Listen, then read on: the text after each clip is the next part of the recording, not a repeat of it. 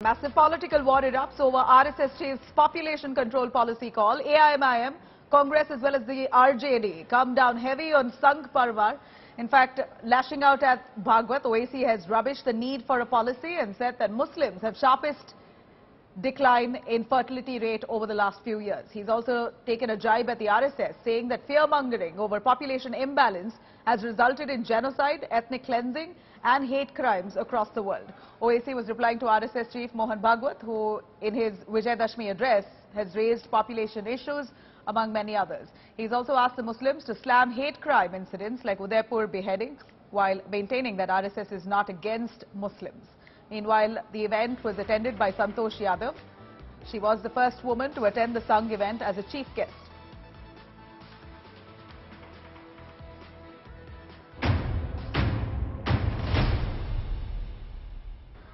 कि जनसंख्या में प्रमाण का भी संतुलन चाहिए।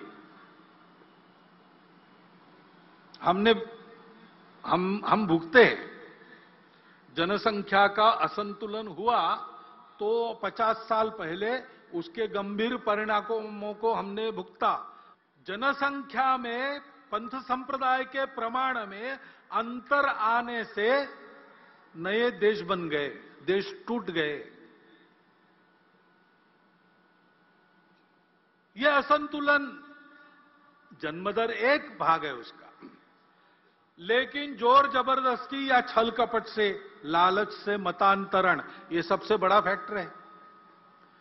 और जहां सीमा पार से घुसपैठ होती है, वहां घुसपैठ से भी ये होता है। उस संतुलन का भी ध्यान रखना देश हित की दृष्टि से अनिवार्य बात है।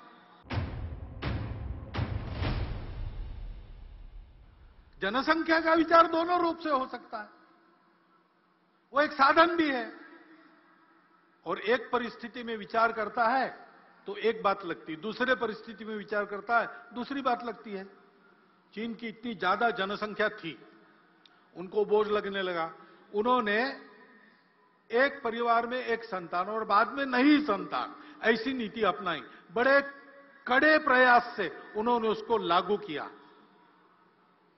हुकुमशाह है वहां, डिक्टेटरशिप है, यशस्वी हो गए। लेकिन फिर उनके ध्यान में आ गया, अब सब बूढ़े ही बूढ़े हैं, काम करने के लिए जवान कहां से आएंगे। तो अब उन्होंने दो संतति को प्रोत्साहन देना शुरू कर दिया। हमारे यहां क्या है, हमको भी विचार करना पड़ेगा। हमारा देश 50 वर्षों के बाद कितने लोगों को खिला सकता है। उस समय समाज में काम करने वालों की कितनी संख्या चाहिए, काम न कर सकने वाले उस समय कितने रहेंगे। आज के 57% युवा 50 साल के बाद काम करने की स्थिति में रहेंगे क्या। अपने देश का पर्यावरण कितने लोगों को खिला सकता है, कितने लोगों को झेल सकता है। इतने लोगों के शिक्षा की, स्वास्थ्य की क्या व्यवस्था हम कर सकेंगे। इतने लोग काम करेंगे, रहेंगे भी, क्या क्या करना पड़ेगा।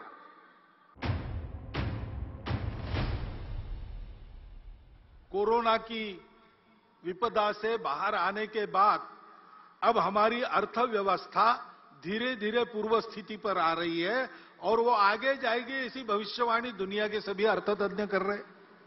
मैं तो चाहता हूं भारत की जनसंख्या नियंत्रण पर जो जनसंघ ने किया था, आरएसएस के संचालक से मैं यही चाहूंगा कि इसके लिए उसकी निंदा करें, उसकी प्रताड़ना करें, और ऐसे लोगों का साथ राजनीतिक रूप से छोड़ें। सांस्कृतिक मंच के नाम से जो दिया जाता है उससे अलग हटें। अगर करें तो दूसरों को उपदेश दें, वरना मत उपदेश दें। वैसे लोग जिनको डेमोग्राफी की समझ नहीं है ना, या जानकार नहीं है, उनको इन विषयों पे बोलने से बचना चाहिए। डेमोग्राफर्स हैं हमारे देश में, अच्छे डेमोग्राफर हैं जो डिकेडल रेट ऑफ ग्रोथ को बहुत अच्छे से एनालाइज करते हैं। सरकार का खुद का पक्ष है संसद में।